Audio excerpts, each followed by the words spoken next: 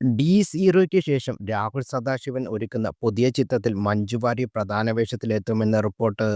പ്രണവിനെ നായികയാക്കി രാഹുൽ ഒരുക്കിയ ചിത്രം മികച്ച പ്രതികരണങ്ങളോടെ തിയേറ്ററിൽ പ്രദർശനം തുടരുകയാണ്. ഇതിനിടയിലാണ് ഈ വാർത്ത ഇപ്പോൾ സോഷ്യൽ മീഡിയയിൽ ചർച്ചയാകുന്നത്. മാത്രമല്ല, ഡി സിയുടെ പ്രീമിയർ ഷോയ്ക്ക് മഞ്ജുവും ഉണ്ടായിരുന്നു. മഞ്ജുവിനെ രാഹുൽ ഏതുതരം കഥാപാത്രമായിരിക്കും ചെയ്യുകയെന്നും ഹൊറർ ജോണിൽ തന്നെയാകുമോ എന്ന സംശയത്തിലാണ് ആരാധകരും. ഡി സീറോ മലയാള സിനിമയുടെ ഹൊറർ ജോണുകളിൽ ഇന്ത്യയിലെ ഒരു പ്രത്യേക സ്ഥാനം നേടുമെന്ന് ഉറപ്പാണെന്നും പ്രമേയത്തിനു ശേഷം രാഹുൽ സദാശിവൻ ഒരിക്കലും നിരാശപ്പെടുത്തുന്നില്ലെന്നും കമന്റുകളാണ് വരുന്നുണ്ടത്. പ്രണവ് മോഹൻലാലിന്റെ കരിയർ ബെസ്റ്റ് പെർഫോമൻസ് ആണ് ചിത്രത്തിൽ ഇന്ന് സോഷ്യൽ മീഡിയയിൽ ഉയരുന്ന കമന്റുകൾ.